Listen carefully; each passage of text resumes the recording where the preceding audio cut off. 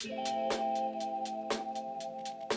17th stage of the Global Champions League heads for the stunning Tropez. This beautiful beach resort, the destination for the rich and famous and the jet setters, all dropping into town. But so too are the world's best in show jumping. The Global Champions League rankings close as anything, literally 1 point between the top two teams, the London Knights and the Tropez Pirates. The home team on home ground. This is where they need big points to maybe get to the top of the championship with only one leg left in New York. This is going to be one of the key dates of the season. So with so much on the line for the series this week, let's get right into it and have a look at round one. First team out, New York Empire. Scott Brash in tremendous form. He comes out with a fast clear and with "Hello, Mr. President." Is this setting the tone for the class? We will see. Oh, yeah, look at that, 66-86. What a start. Dennis Lynch, second out for the Empire team, sets a different tone. 2 down for him, finishing on a total of 8, and suddenly the Empire start to slip. Last fence goes down as well, so he landed up to a total of 8. Sadly, it undoes a bit of the work done by Scott Brash. He went round for the clear. Miami Celtics fourth in the championship at the moment, still with a slim chance of getting to the top. Jessica Springsteen first out with RMF Zessely. Already now we're starting to see a lot of faults coming, and for Jessica it was a time fault on top, 2 down. And for the young gun of the team, Harry Charles, ABC Quantum Cruise, several double clears this season, but this time scoring just the 4 faults. Not a bad score today, but a team total of 13, putting the Celtics down the run. Next into the arena, the London Knights. They've been seeing the scores rack up so far. Pressure on Ben Mayer, first to go for the #1 team in the championship, but only by 1 point. 8 faults for Ben Mayer, and this is when everyone holds their breath. The last as well. London Knights second rider. He needs a good recovery for the team leading the championship.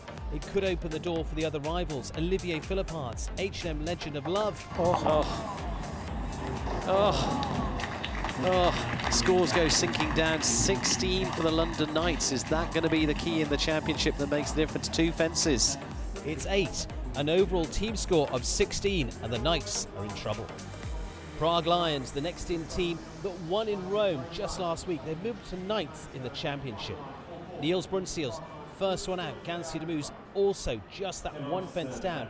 Not a bad score today. Mark Houtsager, teammates Sterahof's Dante, similarly, but 1 time fault on top, an overall score of 9 for the Prague Lions, and that would leave them not far off the pace. Oh, look at that, easy through the last. That was such a soft fault as well, just over the time. Valkenswaard United, 12th in the championship this season. It's not been their best season so far in the series.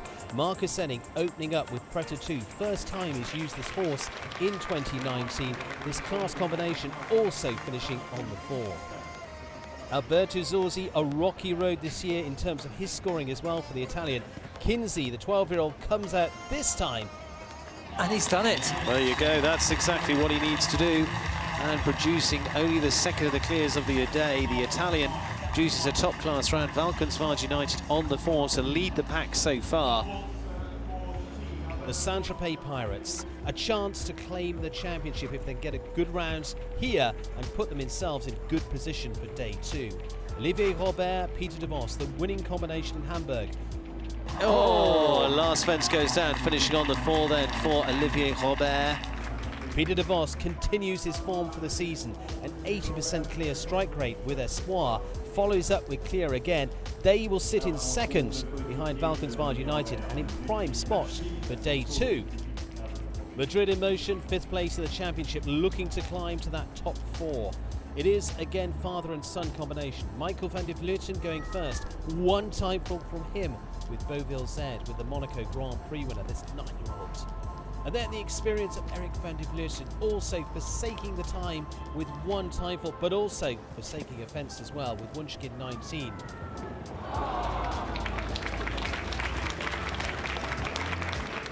The Cannes Stars, Certainly not been shining over the last few weeks, but Maurice Tebble coming into the team for the first time, a man who came through the transfer window with Don Diorado. He transferred from Valkenswaard United and he transfers a clear to the Cannes Stars.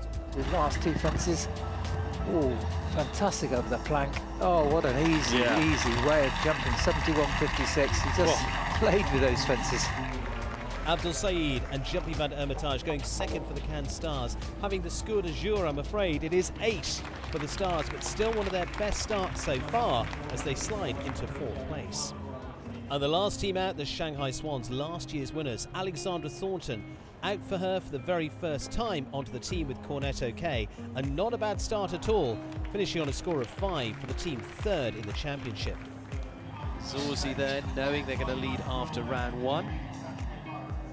Daniel Deusser, who delivers consistently, one down for him with Scuderia 1918 Tobago Z, leaving a team score of 9 overall and in 7th place.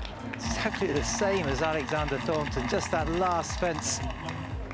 So after round 1 here in Saint-Tropez, Valkenswaard United leading on the 4, just that bit quicker than the Saint-Tropez Pirates. They get the spot they want ahead of the London Knights. If they could hold on to that, they could go into New York as leaders of the championship. For the rest, well, it's been some big scoring in there, but it's still tight between the teams. London Knights way down in 30th position on 16, but there's very little difference to the teams that come out a little bit further up. So let's catch up with our leading team after round 1. I'm very happy. The horse jumped very good. Marcus did another amazing round. It was a bit unlucky there, but we started good. Marcus, today was not easy going for many of the teams out there. Just 4 faults from you.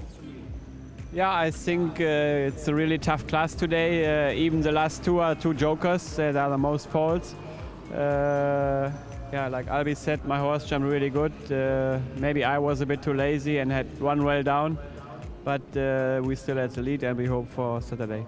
Valkenswaard United not been the easiest route for the team this year, but this is definitely more the position we expect you to see you in. That's the position we want to be in. A good final run would be good for you, wouldn't it? Running into here Saint-Tropez and then of course New York and then on to Prague. Yes, for sure, and it's always nice to be on the podium, but it's another big round with 2 riders, so we have to focus on it and to try to do the best.